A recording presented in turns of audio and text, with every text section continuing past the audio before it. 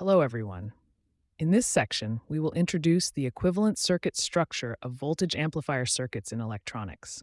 For chip users, they only need the equivalent circuit of the chip in order to use it. They do not need to know how complicated the actual circuit is.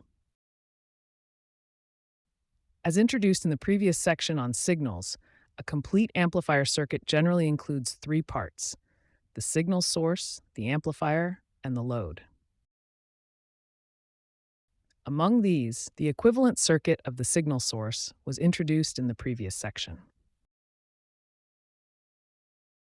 It can be a voltage signal source modeled as a Thevenin equivalent circuit. It can also be a current signal source modeled as a Norton equivalent circuit. What about the load? In general, an equivalent resistor is used to represent the signal receiver. Therefore, for the equivalent circuit of a voltage amplifier structure, the signal source and the load can be modeled as circuits. Using a voltage amplifier as an example, its overall equivalent circuit structure can first model the signal source and the load as their equivalent circuits, as shown in the figure. Here we should pay special attention to the voltage signals at the input and output terminals of the voltage amplifier, VI and VO. From the figure, it is clear that the input voltage VI of the amplifier is not necessarily equal to the signal source VS. This is a very important concept. It means that from the signal source may not be completely delivered to the input terminal of the amplifier. Therefore, at the input terminal of the voltage amplifier, in order to express the difference between the signal source Vs and the input signal Vi, the input terminal can be modeled by an input resistance, Rin.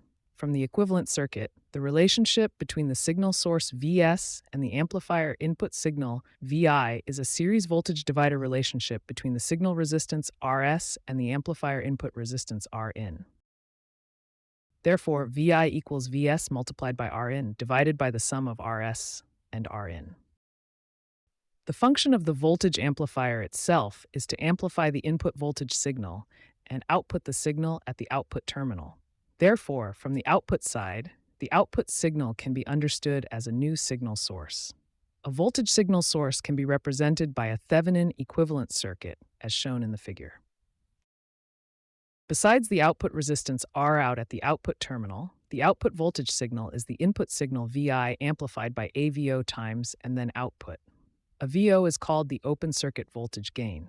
It means the gain obtained by VO divided by Vi when the output terminal is open, or equivalently when RL is infinite. In simple terms, AVO is defined as the gain obtained by VO divided by Vi when the output terminal is open, that is, when RL is infinite. Finally, after placing the load connected to the output terminal into the circuit, the complete equivalent circuit structure of the voltage amplifier is formed. This block is the voltage amplifier part. It is generally represented by a triangle, as mentioned in the previous section, indicating the direction of signal transmission. The equivalent circuit of the voltage amplifier can be modeled as an input resistance at the input terminal and a voltage signal source at the output terminal, as shown in the figure.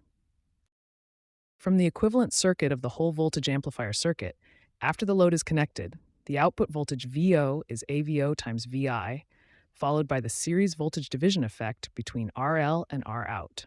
In other words, VO equals AVO times Vi times RL, divided by the sum of Rout and RL. As mentioned earlier, the relationship between the input voltage signal Vi of the amplifier and the voltage signal source Vs is given by the series voltage divider rule of Rs and Rin. Vi equals Vs multiplied by Rin, divided by the sum of Rs and Rin. Then, substituting the relationship between Vi and Vs back into the relationship between VO and Vi gives the relationship between VO and Vs. Therefore, the final total gain from the signal source Vs to the output voltage VO delivered to the load can be derived. This gain is called overall gain or global gain. From the overall gain equation and the input equivalent circuit of the amplifier, we can see that part of the input signal Vs is lost across the signal resistance Rs. This causes the input signal of the amplifier to be smaller than the signal source. To reduce the loss caused by the signal resistance Rs, the input resistance Rin of the voltage amplifier should be as large as possible. Therefore, for an ideal voltage amplifier, its input resistance Rin is infinite. Then, the voltage signal Vs from the signal source will be equal to the input signal Vi of the voltage amplifier, and it will not be lost across the signal resistance Rs.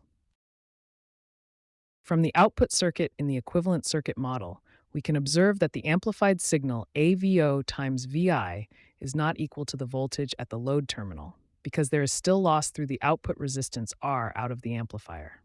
Therefore, to reduce the loss caused by R out and deliver the amplified signal to the load RL as completely as possible,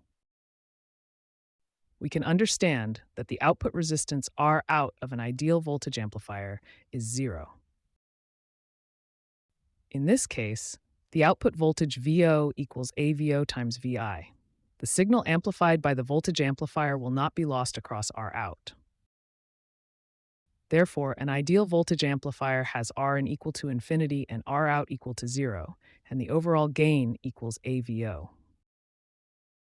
Therefore, to use a voltage amplifier, we need to know 3 parameters of its equivalent circuit. The first is the input resistance Rin. The second is the open circuit voltage gain AVO. The third is the output resistance R out. For a good voltage amplifier, the input resistance Rin should be as large as possible. This allows the signal source voltage Vs to be delivered to the input terminal as much as possible without being lost across the signal source resistance Rs. The output resistance R out should be as small as possible. This allows the signal amplified by the amplifier to be delivered to the load RL with as little loss as possible across the output resistance R out. As for the open circuit voltage gain, of course, larger is better. It amplifies the input voltage signal and delivers it to the output terminal. However, for a typical amplifier circuit with high open circuit gain, its input resistance Rin is usually not high enough, and its output resistance R out is usually not low enough. This greatly reduces the final output voltage delivered to the load. To solve this problem, a buffer amplifier design is used. The characteristics of the voltage buffer amplifier will be introduced in the next video. This concludes the introduction to the equivalent circuit model of voltage amplifier circuits. Let's take a short break, then we will continue with the next lesson, Introduction to Voltage Buffer Amplifiers. See you next time. Bye-bye.